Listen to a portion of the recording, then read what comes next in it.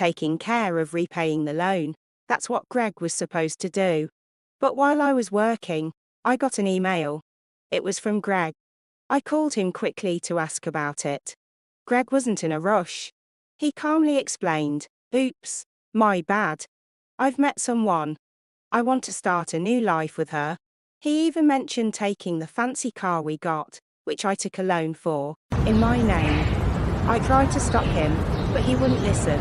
He hung up suddenly and stopped answering my calls. In the end, Greg disappeared with his new girlfriend, leaving me with a big debt. I'm Hannah, 35 years old. Greg, my husband, is the same age. We have a son, Ryan, who's 10 years old. Ryan's always been smart. He reads stuff online and asks me about it, even if I don't always understand. Greg, on the other hand, has never had a steady job. I work full-time, worrying about our future. But Greg finally got a stable job recently, and we decided to buy a camper van for $35,000. Since Greg couldn't get a loan in his name, I got it instead. On the day the camper van arrived, Greg sent me an email out of the blue. He said he's taking the van because the loan is in my name. He also confessed he's in love with someone else and wants to be with her. I was shocked and confused. I called him right away. "What are you talking about?" I asked. He said he's leaving to be with his new girlfriend and hung up. I was heartbroken. I tried to reach Greg, but he wouldn't respond. I felt betrayed. I couldn't find the divorce papers we talked about. I was left with a huge debt and no way to contact Greg. Ryan noticed something was wrong and asked me about it. I tried to hide it, but I couldn't lie to him. So, I decided to tell him everything. "I understand. Dad has a habit of doing unexpected things like this. Aren't you sad?" Ryan asked, his words tinged with a sense of understanding. "No, not really," I replied. I sort of saw it coming from how things were going. Ryan, seemingly wise beyond his years, appeared unfazed by the prospect of our parents' divorce. But deep down, I knew he must be hurting. Though I felt sorry for him, I couldn't bring myself to express it. As I tried to push away thoughts of the dreadful events that unfolded, my body couldn't hide the toll it took on me. Despite a planned training session at work, I found myself unable to stand up. "I'm sorry, I need to take a break," I muttered weakly as I squatted down. Concerned voices of my colleagues surrounded me, but I couldn't respond. Eventually, I collapsed. When I regained consciousness, I found myself in a hospital room. The doctor delivered a diagnosis. I needed further examinations and was admitted to the hospital. Feeling pathetic, tears welled up in my eyes as I stared at the drip in my arm and the sterile ceiling above. In that moment, Ryan burst into the room, his usually calm demeanor replaced by worry. "Mom, what happened? Are you okay?" he asked urgently. I reassured him, wiping away my tears as quickly as I could. "Of course, I'm not going to leave you," I replied, my heart aching at the thought of worrying him. Ryan's concern for me touched me deeply. Despite his young age, he showed maturity beyond his years. Determined to get better for his sake, I fought through the pain. But my condition was worse than anticipated, and surgery became necessary. Upon discharge, a month had passed since Greg left. Upon returning home, I discovered a demand letter for the car loan payment in the mailbox. Panic set in as I realized the repayment hadn't been deducted from my account as expected. Checking my balance, I saw it had dwindled to a mere $33.90. Greg must have done this, I thought bitterly. Frustrated and unable to contact him, I felt overwhelmed, with everything seeming to spiral out of control. Ryan's concern only grew. "You look pale. Are you feeling sick again?" he asked, his brow furrowed with worry. "Physically, I'm fine," I reassured him. "But your father not only took the car, but he also emptied our savings. I can't work due to my health, and now we have no money." Ryan's eyes widened with understanding. "I see," he said solemnly, determined to help. Ryan made an unexpected suggestion. I'll deliver newspapers, and I'll search the internet for any work I can do, he declared. His resilience and determination buoyed my spirits. Sorry for worrying you, I said, mustering a smile. I can't afford to be weak. I'll change my mindset and do whatever I can. Encouraged by his unwavering support, I felt a glimmer of hope amidst the darkness. Let's strategize on how to retrieve the car from Dad. The camper van is in your name, right? Ryan asked. Yes, but what can we do about it? I replied, feeling uncertain. Ryan then suggested an idea that took me by surprise. Maybe we can. He began, his voice filled with excitement and determination. I had never even thought such an idea could exist, I admitted, feeling a mix of disbelief and curiosity. But I have no idea where your father is, I added, feeling a sense of hopelessness creeping in. Let's check on my phone, Ryan suggested. A month ago, during a family hiking trip where Ryan got lost, we bought him a kid's cell phone and installed a GPS app on it. With this app, I can see where Dad is in real time, and he's been moving around a lot, Ryan explained.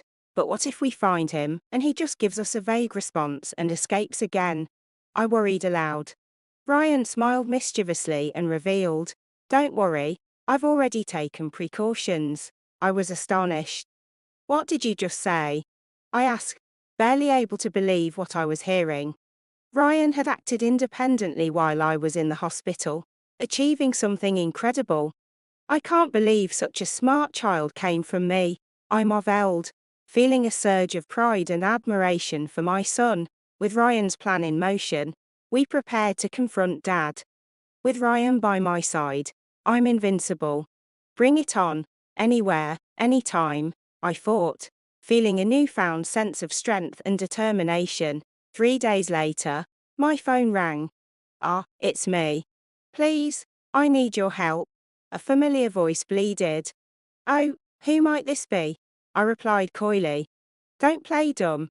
It's your husband, obviously, came the response. Greg was being questioned by the police at a forest park near our house where camping was allowed. Feeling a mix of emotions, I sighed and told the police we needed to talk as a couple. As we approached Greg's car, his mistress sat inside, glaring at us. Sorry about that. Thanks for coming, Greg said, looking bewildered. But why did the police suddenly show up at my place? I don't get it, he added, trying to make sense of the situation. That's because I filed a report about the missing camper van, I explained calmly.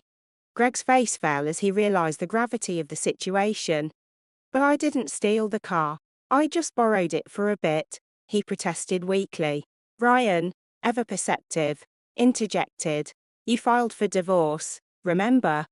We're strangers now, and you're driving a stranger's car without permission. That's a crime.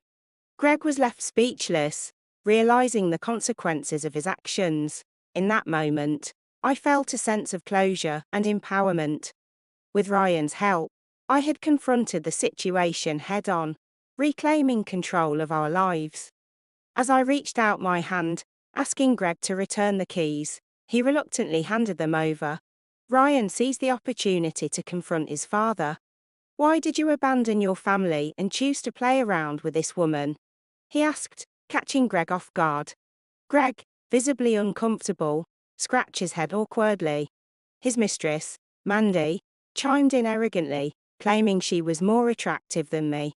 Ryan silenced her with a stern tone, demanding answers from his father.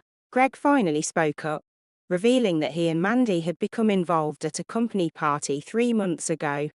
When Mandy became pregnant, Greg decided to start a new life with her, leaving us behind.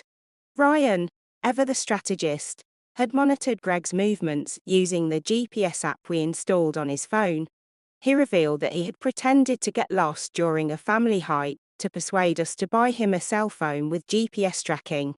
I was amazed at Ryan's foresight and cunning.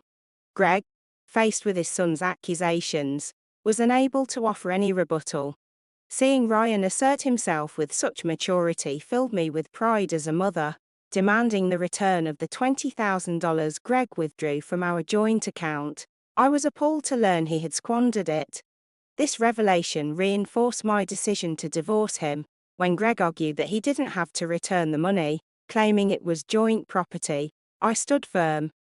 I insisted that the money was mine, accumulated through years of hard work, as Greg had frequently cut me off midway, realizing the gravity of his actions.